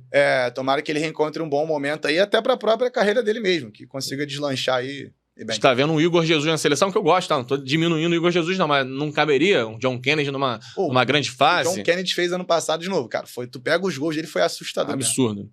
Fazer uma transição pro Vasco, que a gente já tá caminhando praticamente pro final. Outro clube que trocou de técnico, mas um clube que viveu aí momentos... Foi um ano estranho no Vasco, né? Um caos administrativo. Pedrinho entra na presidência, consegue tirar 777. Lesão do Paulinho e do Jair, né? Os dois homens de meio campo de uma vez só, na mesma lesão. Não, e aí as coincidências ruins, né? Na reta final do ano, o time encaixa com o David e Adson. Os dois lesionam, o Vasco perde também 2 peças. E ainda assim, no fim das contas, pô, a gente falou de um Fluminense que foi até a última rodada. Olha, porque o Mano deu um encaixe absurdo, mais de 50% de aproveitamento. Já o Vasco foi tranquilaço no Brasileiro, praticamente não teve risco. Beliscou uma semifinal de Copa do Brasil, que pro potencial hoje de investimento do Vasco, acho que é uma campanha bem interessante, mas ao mesmo tempo tá muito claro pra mim que o Vasco com as próprias pernas não vai dar, irmão. Vai ter que chegar investimento, vai ter que chegar investidor. E eu tenho levantado um questionamento, e eu não sei se você vai concordar, que é o seguinte: eu não sei se o Pedrinho se preparou para ficar tanto tempo no controle do futebol. Eu acho que ele fez tudo de maneira bem pensada, e no fim das contas se mostrou certo ele tirar a 777, que era uma empresa picareta, mas me parece que ele já pensava o seguinte: eu já vou entrar, já vai ter engatilhado aqui uma venda da SAF, para eu já ter um investidor que rapidamente assuma. E assim, eu tô preocupado com isso. Enquanto não chega esse investidor, será que o Pedrinho consegue fazer um 2025 Não, isso maneiro? Aí muda completamente de novo a questão da tua preparação, da tua pré-temporada, de quais jogadores você vai liberar agora nessa janela de transferência. Por exemplo, a questão do Atlético Paranaense aí, a negociação com o Léo. às vezes é uma negociação que é muito fácil você fazer se você já tem garantia que vai trazer um nome de peso ali para a defesa, mas às vezes você não tem verba, orçamento nenhum para contratar ninguém e você não pode liberar o Léo para aquele valor porque tu não vai ter certeza que vai conseguir investir no outro zagueiro. E aí entre ter o Léo e não ter ninguém, tem que ter o Léo. O Léo, ele é mesmo que criticado pela torcida, ele é bem dividido, né? Quando tá no banco, todo mundo quer que ele seja titular, quando ele é titular, a galera quer que ele vá pro banco. Acho que a zaga inteira do Vasco tá mais ou menos nessa rotação. O melhor é sempre quem tá no banco. Aí quando o cara joga, tu sente falta do outro. Então acho que isso define completamente como que vai ser questão orçamentária mesmo para 2025. E, de novo, acho que passa muito pela cabeça do torcedor, mas muito pela diretoria nesse momento do Pedrinho, qual que é o modelo que a gente vai seguir. Então, assim, a gente precisa decidir como que a gente vai jogar, qual orçamento que a gente vai ter, qual time que a gente vai montar, para que a gente vai montar esse time. Vai ser mais um ano que a gente vai brigar ali pelo miolo do Campeonato Brasileiro, vai tentar espetar uma Copa, uma Sul-Americana, uma Copa do Brasil. Não. Acho que não vai ter como pensar em nada além disso, não. É um ano que a gente vai ter um investimento para montar um time que vai brigar lá em cima. A gente vai trazer um time para jogar com o Coutinho, vai jogar com o Payet, sabe? A gente vai manter outro ponta, vai tentar manter o que já tá no elenco. Então, acho que é uma questão que, enquanto não decidir isso, vai começar o ano atrasado e aí vai mais uma vez frustrar os planos do torcedor vascaíno, que é muito aquilo, né? Era um ano de transição para começar 2025 bem. Acabou que essa transição da SAF ainda não aconteceu, ainda vai começar o ano nessa transição de novo. Então vai pensar só para 2026? Acho que tem esse ponto também. E poderia ter sido pior, porque assim, eu me lembro, eu trabalhei no Vasco e Criciúma. Nossa um 4x0, 4x1. A despedida. Que é a despedida do Armando Dias, que foi um pós-jogo caótico, né? A forma como a saída aconteceu. Depois chega tem o Rafael Paiva rapidinho, aí chega o Boina, né? O Álvaro Pacheco em 2 jogos, toma 6 do Flamengo. Eu acho que naqueles 6 ali, qualquer torcedor do Vasco pensou... Nem lembrava do Boina. Pois é, cara, tem hora que apaga na minha memória. Eu acho que qualquer torcedor do Vasco naqueles 6, assim, pode até não pensar assim, vou ser rebaixado, mas pensou, irmão, esse ano vai ser igual ano passado, vai ser até a última rodada, vai ser até a penúltima, com sorte, vai ser um desespero. E tem um santo chamado Rafael Paiva que encaixa algumas sequências milagrosas com o Vasco da Gama e faz o ano correr de maneira tranquila. E aí é outro ponto de confronto que eu tenho com o torcedor do Vasco. Não tô falando que ninguém precisa adorar o Rafael Paiva, mas impressionante como o cara saiu de santo milagreiro para o técnico mais burro da história do futebol. É impressionante como a galera se perde, né? O cara vira refém do próprio sucesso, porque ele faz algo que ninguém imaginava.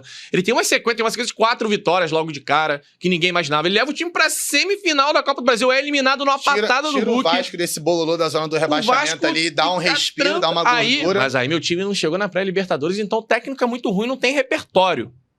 E esse é um ponto que me incomoda. Uma disputa de pré-Libertadores com o São Paulo estruturado, com o Internacional, não tem nem comparação, muito maior, com o Bahia, com o elenco do Bahia melhor, o investimento que o Bahia tem da SAF, enfim, do Grupo City, muito acima. Esse é o ponto. Acho que a questão a análise é se ele bateu no teto ou não do que ele poderia fazer, né? A gente estava conversando isso também outro dia. Assim, de fato, ele chegou, organizou a casinha, jogou também do jeito que dava para jogar naquele momento. E aí, na hora que precisou de um repertório diferente, um pouco como o Tite ali. Lesão, atrapalhou, precisa de um algo a mais. Obviamente, o Tite tinha um elenco muito mais qualificado para ter esse algo a mais do que ele tinha lá.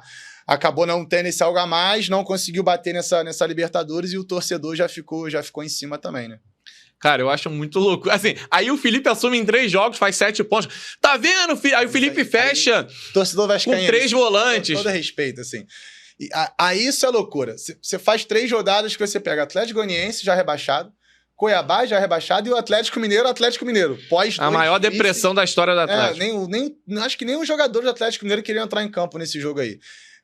Então, assim, é um corte que não dá pra definir praticamente nada pro ano que vem, assim. Eu acho até um mérito legal tem o jogo contra o Atlético Mineiro. Um contexto totalmente fora do que o Rafael Paiva vinha enfrentando, em jogos que ainda valiam muita coisa pro adversário. Pro Vasco valia, beleza. Mas pro adversário do Vasco, pro Cuiabá, pro Goianiense, não valia mais nada esse jogo. Esse jogo do Atlético Mineiro, o Felipe bota 3 volantes, o Jair fica um pouquinho mais ali preso nos zagueiros, aí ele espeta o Hugo Moura, como se fosse um losango, né? Aí o Hugo Moura de um lado, Matheus Carvalho de outro e enfiado o Felipe Coutinho mais próximo dos atacantes. Verratti faz o centroavante, o Alex Teixeira o segundo atacante. Acho que um sistema de jogo até, digamos assim, a moda antiga, mais tradicional, dupla de ataque. Só que é bizarro, cara, porque tem a questão do contexto do jogo. Eu não tô aqui, eu reconheço, eu acho que o Paiva em algum momento poderia abrir mão um pouquinho daquela situação de jogar com 2 pontas, repensar um pouquinho o desenho do time, mas eu não sei se o elenco permitia tanto isso. O Felipe consegue fazer essa boa atuação com o Alex Teixeira jogando até bem. Com o Rafael Paiva, o Alex Teixeira não acertava a linha de impedimento. A gente tem que entender esses contextos. O Alex Teixeira totalmente também...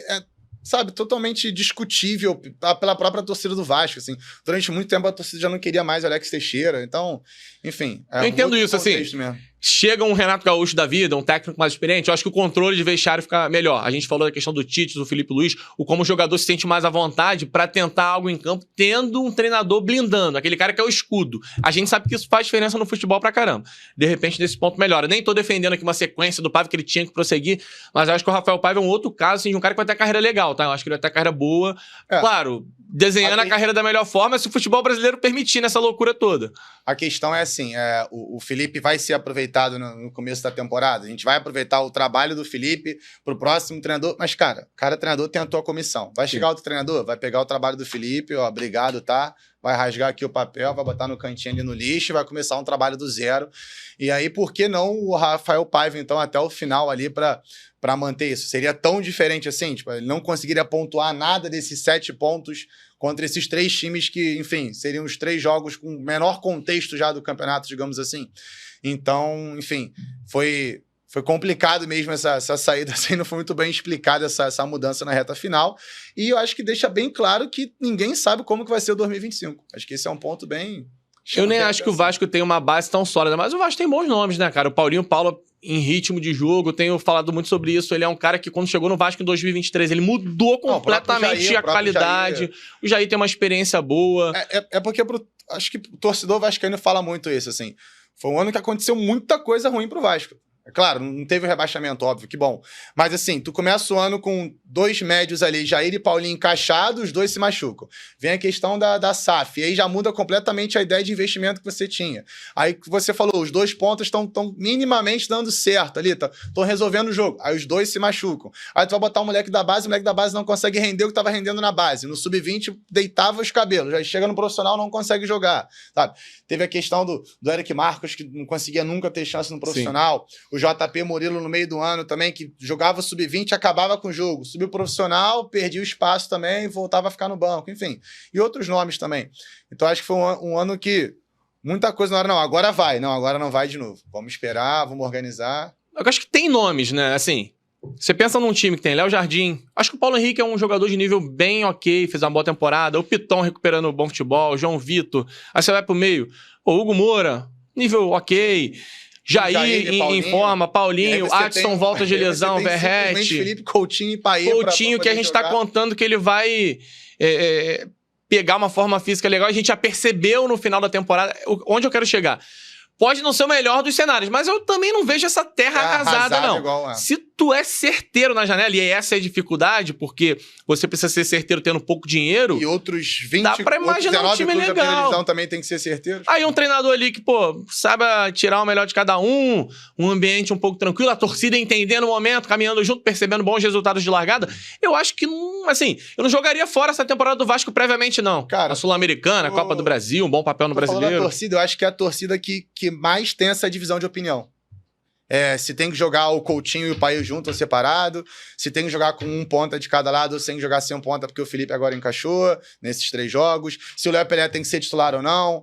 Tem a galera que é o time do Piton e tem o time do PH. Então, assim, acho que a galera é muito dividida mesmo e mostra que foi esse ano do Vasco. Um ano que tu acha que vai dar certo no momento, no outro momento tu acha que vai brigar pelo rebaixamento. Então, acho que foi bem dividido mesmo. Eu acho que foi até... Bom, falar em bom é complicado, né? Mas entendendo o contexto, uma última aqui. Paê e Coutinho. Caralho. Eu tava até na dúvida se tu ia perguntar. Não tem como, cara. Eu não consigo. Não, cara. Eu não consigo. Adoro, tá? Por mim, no meu time ideal eu jogava Paê, Coutinho, Verratti, Adson, Ganso. Só a galera boa. E botava um goleiro lá. Aí o time ia ser tão bom que nem de goleiro ia precisar. Mas parte física conta e não dá pra negar que a parte física foi um grande adversário do Paê e do Coutinho, né? Ao longo da temporada. Cara, é a clássica do futebol do cobertor curto, né? Então, assim, tem muita gente que fala, não, tem que colocar o Payet e o Coutinho juntos, porque a gente vai ter a bola, e o adversário não vai ter a bola, a gente vai conseguir criar com calma, rodar essa bola com calma. Cara, os jogos que fez isso não aconteceu de novo, porque faltou combinar com o adversário. Faltou combinar com o adversário. Vasco e São Paulo, na véspera da semifinal da Copa do Brasil, a galera bota muito na conta da falta de foco. O time estava focado na semifinal, mas o Vasco entra com Coutinho e Payet, tenta ter a posse, até consegue por um momento, mas aí rapidamente quando o São Paulo tem um controle do jogo, o São Paulo é quem dita o ritmo. Inclusive, um dos gols do São Paulo sai de um passe errado do Payet, que é coisa que acontece no jogo. Mas que acho que ilustra um pouquinho isso. Tinham 2 jogadores ali, mas que não estavam prontos, infelizmente, para jogarem juntos. Cara, acho que é muito de novo, usando as mesmas palavras, é muito do contexto da partida que você vai jogar, de como que tá funcionando naquele momento ali, de como o adversário conseguiu encaixar ou não a marcação. Cara, o Payet é um craque de bola, joga muita bola, todo mundo sabe disso, e o Coutinho não tem nem o que falar. Eu sou fã total do Coutinho, dos poucos atletas que quando eu vi, eu falei, pô, tem como tirar uma foto aqui, por favor? Eu precisava ter uma Joga foto. Muita bola, que isso. Joga muita bola. Agora, vão ter jogos que vai encaixar os dois, dá pra montar ali um esquema fechadinho, os laterais vamos segurar aqui um pouco mais, botar um ponto ali pra ajudar o Veguete ali também e fazer essa transição, vamos marcar com um pouquinho mais de calma aqui pra quando ter a bola, aí sim, vou deixar os dois jogarem. Só que tem jogos que não vai ter como. Vai fazer uma pressão na saída de bola com Coutinho, Payet e Veguete. Vai ter condição. Não vai ter condição. Vale lembrar que o Payet tem até contrato, né? Até o meio do ano que vem, até o mês de 2025. Mas eu acho que, assim, pra quem tá tão apertado com folha salarial, com finança, eu acho que valeria um bate-papo no pezinho do ouvido ali, chama o cara, oferece alguma situação pra tentar encerrar da melhor forma, porque, assim, é inegável que o Payet conquistou o carinho da torcida. Assim, pelo bom jogador que é, mas pelo respeito que ele demonstrou pelo clube, isso eu sei que fica parecendo uma obrigação, mas não deixa de ser algo pra gente salientar, né? O cara conquistou o respeito da torcida. Vai lá, dá a volta olímpica dele depois de cada jogo, agradece o torcedor. Então, acho que vale a pena você chamar esse cara e tentar encerrar o ciclo da melhor forma, mas eu também não consigo achar que o Vasco pode se dar o luxo de manter um cara desse só pra ser um mero reserva. Aí é melhor pegar o dinheiro de salário dele, que não deve ser pouca coisa, eu não sei quanto é, mas não deve ser pouca coisa, é mais e tentar... Não, mais do que o meu e o seu provavelmente é. Apesar de a gente não ganhar tão mal assim, não, cara. Fica chorando da vida, não. Cara, acho que é isso, né? Conseguimos fechar bem a conta, né? Fechou, cara, fechou. Esse é o primeiro programa apenas. Programa zero. Estamos pegando o ritmo. Pra galera conhecer, ver como que vai ser o tom aqui dos debates. A gente vai aprofundar muita coisa em outros episódios. A gente não comentou, teremos bons convidados aqui também. A gente acabou não comentando isso no início. Gente boa, inclusive, que vai dar moral. Que nesse início é só quem quer dar moral mesmo. E eu sei que tem gente que tá disposta a dar moral. Então teremos convidados. Esse momento aí também para enriquecer mais essa resenha aí. É o primeiro, né? O primeiro de muitos, tenho certeza que a gente vai pegando o ritmo. É igual futebol, né? Tem que treinar, o modelo de jogo tem que ser testado, tem que ter um treinador bom pra... O nosso entrosamento é num outro ambiente, cara, uma música, irmão, um samba... É impressionante, né? Pra fechar uma situação curiosa. A gente se conheceu através de um amigo, um abraço para Leonardo Pinheiro, o cara que mais conecta amigos na cidade do Rio de Janeiro. Sabe que depois de uma certa idade, eu sou contra, né? Uma pessoa tentar conectar grupos diferentes de amigos, mas eu sou meio antissocial. Mas o Léo faz isso com uma categoria impressionante. A gente se conheceu através do Léo, mas é impressionante que eu encontro o Carrilho em praticamente todos... Eu vou, assim, de segunda a domingo, eu vou praticamente todos os dias para 1 ou 2 sambas. E é impressionante como a gente não precisa marcar, né? Não marcar, a gente não manda uma mensagem. Mas a gente vai se esbarrar em pelo menos um desses sambas. E esse entrosamento a gente vai trazer aqui para dentro do 1-2 podcast também. Irmão, satisfação, primeiro de muitos. Satisfação, vamos para cima. Foi o primeiro programa 0. Programa 1, enfim, já vai ter um convidado, a gente já vai ter uma resenha até mais qualificada para agregar aqui. Tamo junto. Não deixa de seguir lá todas as redes sociais. Gabriel vai passar por todas aí de novo. É isso. Instagram, 1-2 podcast. TikTok, 1-2.podcast. Vai jogar 1-2 podcast, vai aparecer algum conteúdo para você. E no YouTube, claro, se tá assistindo esse vídeo pelo YouTube, você vai deixar o seu like, vai se inscrever no canal, ativar a notificação, mas dá o like e se inscreve. Amigo, aluno meu. Amigo, eu não preciso nem pedir. Aluno meu. Aluno, você sabe que tem um interesse. De matemática. O aluno cara tem um quer interesse. me perguntar futebol a aula inteira. Cara, já que pergunta na aula, segue lá também, acompanha aí. Que no Instagram não vai ter só o... Não, vai ter muito mais conteúdo. Vai ter só o além dos programa cortes em si. aqui. Vão ter corte, outros conteúdos, então dá essa moral conteúdo aí pra bom, gente. pra galera que quer acompanhar mais futebol. É isso. Tamo junto, fechamos, foi pra conta. Aquele abraço. Vamos que vamos, abraço.